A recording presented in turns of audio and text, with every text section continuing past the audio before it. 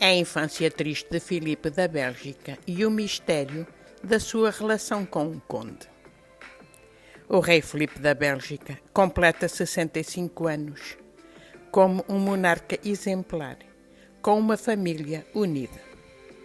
Mas as coisas nem sempre foram assim tão claras. O rei era um jovem tímido, que tinha dificuldades em casar e era alvo de rumores sobre a sua homossexualidade.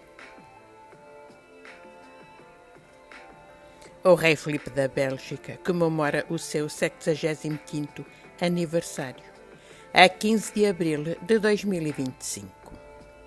Para a ocasião, o 7º rei dos belgas posou na biblioteca do castelo de Laeken, sentado atrás de uma secretária.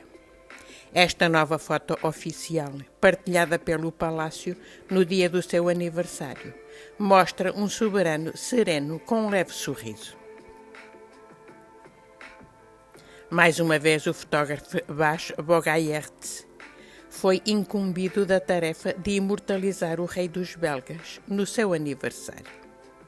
Esta foto, tirada no castelo de Laeken, será a única atenção planeada para o aniversário do monarca, que celebrará o seu aniversário em Espanha, onde está atualmente hospedado com a sua família. Em particular, a família real tem sempre 2 aniversários para celebrar quase em simultâneo, uma vez que amanhã será a vez da sua filha mais nova, a princesa Eleonor, celebrar o seu 17º aniversário. O rei Filipe, a rainha Matilde e os seus 3 filhos mais novos estão a aproveitar as férias da Páscoa para dar início à última etapa do caminho de Santiago. Durante vários anos, têm vindo a fazer um troço, aproximando-se cada vez mais da cidade de peregrinação. O príncipe Filipe nasceu a 15 de abril de 1960, no Castelo Belvedere, em Bruxelas, onde residiam os seus pais, o príncipe Alberto e a princesa Paula, príncipe e princesa de Liege. Filipe nasceu durante o reinado do seu tio, o rei Balduíno, irmão do seu pai, o príncipe Alberto.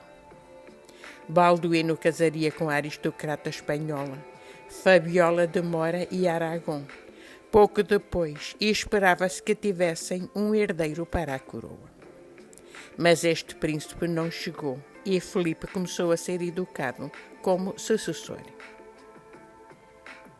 Balduíno e Fabiola adotaram-no, enquanto os pais Alberto, que era o sucessor direto do trono, e Paula, viveram uma vida louca de amantes e escapadelas, abandonando os filhos, Astrid, Filipe e Lourenço, ao seu destino. Quando Balduíno morreu inesperadamente, enquanto estava de férias na sua casa em Granada, em 1993, Alberto tornou-se rei. Ocupou o trono durante 20 anos e depois abdicou. Filipe subiu ao trono em 2013. Estou consciente das responsabilidades que recaem sobre mim, declarou na altura. Esforçar-me-ei com todo o meu coração. Alberto foi obrigado a abdicar devido ao escândalo que envolveu a sua filha ilegítima, Delfina Boel, que só reconheceu após anos de processos judiciais. Filipe, homem de caráter sério e reservado, muito consciente dos seus deveres, inaugurou um novo horizonte para a monarquia belga. A sua educação secundária decorreu em francês, no Colégio Saint-Michel, em Bruxelas, e em holandês, no Colégio Beneditino, em Leuven. Como a maioria dos herdeiros da Europa, seguiu um treino militar. A sua educação foi concluída no Trinity College e na Universidade de Stanford, na Califórnia, onde se licenciou em Ciência Política em 1985. No entanto, este príncipe discreto, com fortes convicções religiosas, não tinha o apoio de uma grande parte da população, por causa da comunicação social belga, que o considerava desajeitado, muito introvertido, sem talento para a expressão pública e facilmente manipulável. E também não escapou à calúnia. A primeira coisa que surpreendeu no príncipe foi ter casado tão tarde. Bem na casa dos 30, não era conhecido por ter qualquer tipo de relacionamento. A 4 de dezembro de 1999, o príncipe Filipe, então intitulado Duque de Brabante, casou com Matilde de Joachim d'Arcos. O casal teve 4 filhos, a princesa Elizabeth, 2001, o príncipe Gabriel, 2003, o príncipe Emanuel, 2005 e a princesa Leonor, 2008. Hoje, a princesa Elizabeth é duquesa de Brabante e estuda em Havre, em Boston. O príncipe Gabriel está no 3º ano na Real Academia Militar. O príncipe Emanuel está a estudar futebol numa academia desportiva em Espanha. E a princesa Leonor continua os seus estudos secundários.